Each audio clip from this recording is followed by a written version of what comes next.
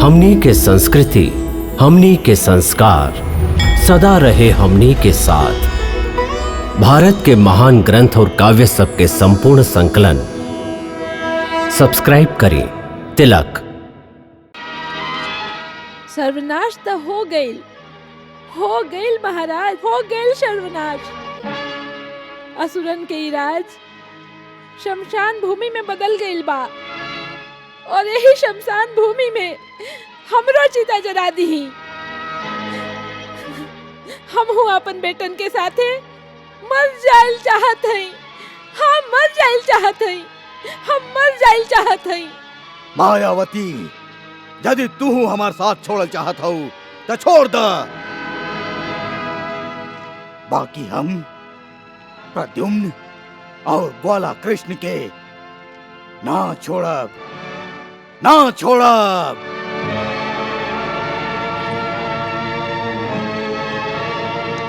हे ग्वाला कृष्ण, हम जानत हई इस सब के पीछे तोहरे प्रेरणा बा, तोहरे चाल बा। तू ही ई संहार करवावे वाला बाड़ो।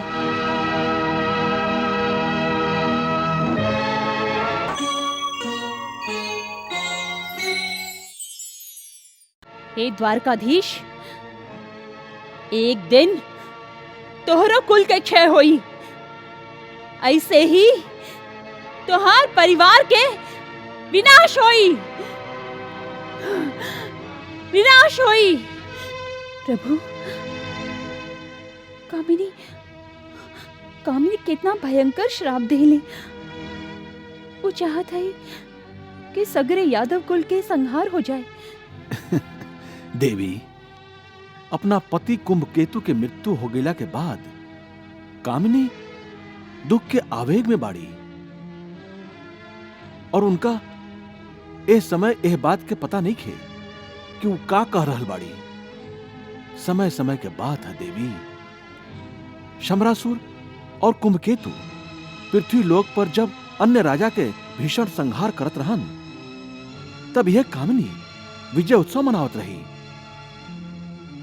और जब प्रद्युम्न कुंभकेतु के अन्य भाई लोग के वध कैले रहन, तब यह कामिनी यज्ञ कुंड में जरे वाला अग्नि के देख के जब जान गई रहे कि कुंभकेतु सुरक्षित बाणन, तो खुशी से पागल लेखा हंसत रही। ओ घड़ी भी जब मंदाकिनी कामिनी के चेतावनी देके युद्ध रोके के विनती कैले रही, तब यह कामिनी कहले रही कि अब बाण धनुष से निकल चुकल बा, हम ओके कैसे रोक सकत हैं। तब फिर अभी विलाप कौना बात के। युद्ध के परिणाम भी कामिनी जानत रही। युद्ध के अर्थ होखेला हिंसा और विनाश। प्रभु, का हमें हिंसा और विनाश के टाल न सकत रही?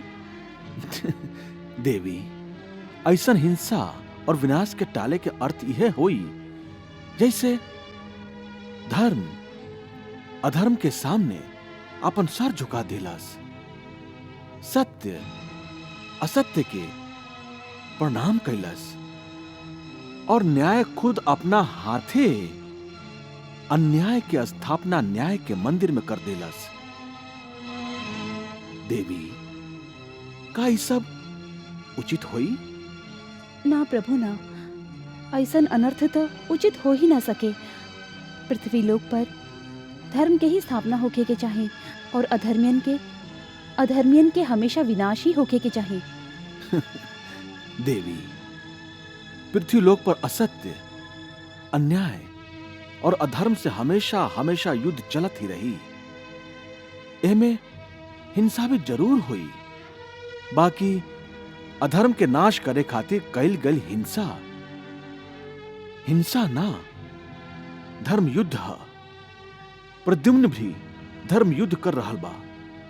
ए पृथ्वी लोक पर सत्य, न्याय, धर्म और नीति की स्थापना करे खातिर असत्य, अन्याय, अधर्म और अनीति के विनाश कर रहल बा। जब प्रद्युम्न शमरासुर के वध करी, तब सत्य, न्याय और धर्म का स्थापना करे के उद्देश्य कुछ हद तक पूरा हो जाई। प्रभु, इतना अधिक त विनाश हो चुकल बा। शमरासुर के सब बेटा मारल गईलन। अब का शमरासुर असत्य, अधर्म और अनीति के मार्ग से हटके सत्य, धर्म, नीति एकर मार्ग अपनाई है। असंभव बा देवी, असंभव बा।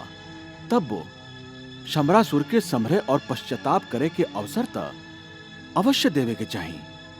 हम देव ऋषि नारद के शमरासुर से भेंट करे खातिर भेजले हैं। उस शमरासुर के जरूर एक बार फिर सत्य के मार्ग दिखावे के प्रयास करी हैं। देखत है शमरासुर पर एकर का प्रभाव पड़ा था।